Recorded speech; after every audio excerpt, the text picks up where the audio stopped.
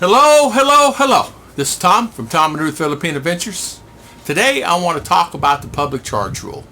And what I'm going to talk about today is I'm going to talk about what is required and the new things, the new updates, the new money requirements of $62,000 a year for a family of two. And you have to get a file by October the 15th. Now the new program is going to be, under their program, is going to be more of a, they were before for the people, help the people. Now it's going to be more in denial stages, and the agent itself is going to have more authority than he ever had before. He can deny you that day, and then that's it. You have to start all over again. But watch the video coming up, and thank you. From Tom and Ruth Philippine Adventures. Today I want to talk about the USCIS rule update. This will be an update on the new ruling and what's happened up to this point on October the 15th of 2019. As it is right now, the federal government has not acted upon any new, the cases are pending. There's some cases that are pending, but no action has been done as of today, which is September the 16th, 17th, depending on where you're at. I'm in the Philippines. So the new ruling will go in effect unless it's stopped or changed. There are cases that the states have submitted to the federal judge, and they're waiting probably until their until could be whenever they decide to be. I mean, it's the court system. It could be a week, a day, a month, or the day of, or the day after, or 5 days after. But I want to read you something about this ruling, this new ruling that really is something. So what it is this. The final rule on public charge, ground of admissibility, inadmissibility. Self-sufficiency has long been a basic principle of U.S. immigration since the 1800s. Now, this comes right off the document itself. I will have this new ruling in this video so you can actually look at it. That individuals are inadmissible to the United States if they're unable to care for themselves without becoming on public charge. Since 1996, the federal government has laws that foreign nationals generally must be self-sufficient. This final rule provides guidance on how to determine if someone applying for admission or adjustment or status at any time to be on public charge. So what they're going to do right now, presently, there are 400,000 people that they're really going to take a look at closely, quick. After the 15th, and these people are the ones that's already been on some type of public charge or on public charge presently. And these 400,000 people that's in the United States, they're already on some type of public assistance or has been on public assistance for a period of time. And they're actually going to take a look at this and take a look at who they are, where they're at. Now, a lot of these people were on it. They found themselves in hard times, and now all of a sudden they may be now a repairman for a company that's making really good money. But what they're going to do, they're going back and they're going to reassess everybody that's already actually done it and already actually have been on public charge. What it is, the Law Immigration Nationality Act of 1952 is Americanized. Now what they're going to do on this, they're actually, the law stays the same. Trump is changing how it's interpreted. And that's the big thing here. Section 222A4 of the INA. Any alien, the opinion of the consular office at the time of application for visa, in their opinion, or the Attorney General at the time of application, admission, or adjustment of status, is likely to become on public charge, or they think you're going to be on public charge. If they think you're going to be and have done in the past, you actually can be inadmissible. In determining whether an alien is excluded under this paragraph, the consular officer, Attorney General, have consider the health, the family status, the assets, the resources, the financial status, and the education and skills, and it goes on. So what they're going to do, they're going to look at every case individually, and it's going to be up to that officer himself to make a judgment on that. Now, is that good? Is that bad? That could be bad in some instances. If the guy's having a bad day, he could make your bad day. So that's something that we have to really take a look at.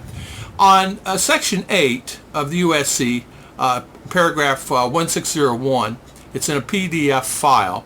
Self-sufficiency has been basic principle of the United States immigration since its country's earliest immigration statutes. I learned to read.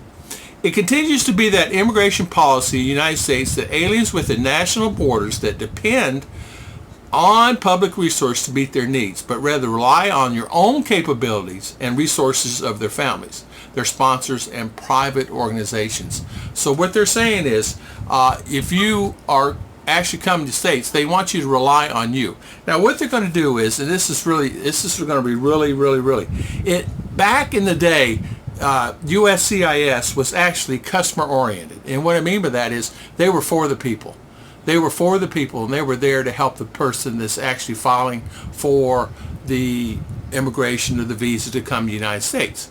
So they were actually looking at that one-on-one and actually making a decision, okay, I think this person could be a great fit for our country, here we go. Now, it's no longer customer service at all. It is now, once was at one time, now it's looking through, they're in denial instead of approval. So they're going to basically look and say, okay, we're really going to look at this closely. We're in the deny mode. So in deny mode means if you're filing for visas for your wife or your fiance, a K1, even a B1 or a tourist visa, they're going to really take a close look. How long are you going to be here? Do you have means? Do you have money? How much money do you have? Do you have insurance? Do you have insurance on them? How long are they stay? Even if they stay the 90 days. So October the 15th is still the deadline. I suggest anybody's going to do this, they should actually submit the paperwork ASAP, because once you get there, and it's going to take long to get it approved. You're not going to get it approved in 1 month, right? You still have to file some other paperwork, some other forms, and here we go again. It could still mess up the thing, because 6 or 8 months down the road, when everything's finalized, this, that, and other, you still had to fill out another form or something, registering for your green card, things like that. It could really mess it up. Now, what this new thing is, and I found this out, and this is really unique. And like I said, I'm an attorney. Please seek an attorney. Automatically seek an attorney on everything. Immigration attorney. There's many online that's free. I am just a messenger. I am not an attorney. I'm just a guy sitting in the Philippines that love my country, and I'm just letting everybody know, because I'm filing. I'm going through this. And so I want everybody to know. And it's a wonderful, wonderful place. So adjustment of status, October the 15th. On the old law, you had to show income 125% above the poverty level so you could support someone. So 125% of whatever the poverty level, which is around 25,000 US dollars. Or you can actually have a co-sponsor if you didn't make that much. Say you made 18,000, you could have a co-sponsor come up with the rest, or co-sponsor the whole thing off. And what it is, they're going to look at your tax return and things like that. Under the new law, it's actually going to provide something completely different. It's still 125%. They're not changing any laws. The laws are the same. What they're changing is the interpretation of the law. So under the new guidelines, the new law now, if you're saying if your income is below $62,000 a year for a family of 2, now that's the kicker. In my first remark, I had said 41, and then it went up 53, and then 70 something. In a other document underneath all that, and my attorney made me aware of it, they found that $62,000 a year is the actual requirement. So $62,000 a year you must have, and you have many hurdles to go over, as my friend told me. So be prepared to furnish the $62,000 in income to get your visa or fiance and your family members. Now, what I did I did a lot of research on this, and I took a look at this, $62,000. Now, it cannot be, it's actually excluding bonuses and overtime, is what they're saying. But I don't know how intense that is. So it stands on today. A federal judge has not stopped it as of today, and I stated that earlier. So they are customer service oriented before. Now they're not going to be. They're looking in denial situation. So the key is to do it now. If you don't do it, you'll probably regret it in time, because it's something that, oh, I wish I'd done it, because now it's a lot more hurdles. The I-944 form, I understand, is pretty hard to do and fill out. They're going to ask you a lot of questions on that. So what they're actually going to look at, they're going to look at, like I said, they're going to look at people that's on public assistance that actually had draw some kind of money, food stamps or things like that, or some kind of aid that they received, some type of benefits, even if they were on it for 1 month or 2 months. Now, there's certain circumstances that are excluded, such as WIC program is excluded, military is excluded, and things like that, which is really nice. I will post a link on the website where I got this information, where you can actually read about it yourself, and you can determine exactly what you need to do best. So there is still 60 days from the time it was filed there in August, that it still has, that you can actually comment, go to USCIS, this particular case study here, and fill out a comment and send it in to the government, and they will look at it, and they do look at it. This is actually going to Homeland Security, because they're the ones that drew this program up. So what will happen, all of us, if the requirements will stop? As it's going to happen, it's 8 to 12 months on approval, no matter what. You're still going to have a situation where it's 8 or 12 months. And because they're really looking at how long, if anybody's been on public assistance, how long they actually did that. And even if the new people are coming to the country, they want to make sure you're not going to go be on public assistance. Even though if you have $1 million in the bank, it's a fantastic thing. But they're still going to have certain requirements that person still has to meet. Insurance, kids, there's just certain things that's got to meet. Like I said, immigrant age, the health, family status, assets, resources, the financial resources, the education of that person, immigrant, and the skills of that immigrant. So the burden is on us, and they're going to require that person, and the reason I'm saying it again, to actually maybe put up an $8,100 bond. And that $8,100 bond is probably a surety bond, and what you have to do, you have to put up that particular bond. If you go on public charge, the United States government says, okay, we can get that money back off this bond, and they actually take the bond, and you have to pay that. Of course, you're going to pay the money anyway. You have to have an $8,100 bond. So they're actually going to take that money. So 400,000 people are now on public charge in the United States. So they're going to look at each one of those cases individually, and they're actually come upon a conclusion if they still need to have them in the United States.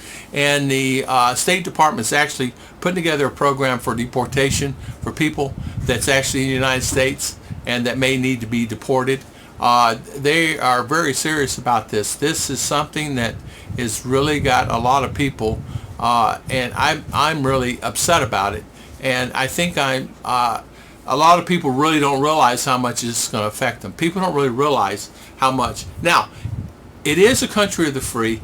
It is a country, and I agree with a lot of this. The income requirements are understandable. But as far as the criteria going all on the agent, I don't know that the agent needs to be that much authorized to make that decision, because if he's having a bad day, you're going to have a bad day, and you're going to get denied. And then you have to refile all the process all over again. If you have to refile it, then it goes back into the new guidelines. So you have to really do your due diligence. Hire an attorney, hire an immigration attorney, hire a visa company that specializes in visas that really know what they're doing. So my first thing is always hire an attorney for everything you do, no matter what, any kind of cases like this, because they're going to make sure that everything is done properly. And they're going to make sure it goes through. They cannot make the system go faster than what it is. They can make it easier. I want to thank everybody for watching. Please subscribe and hit like.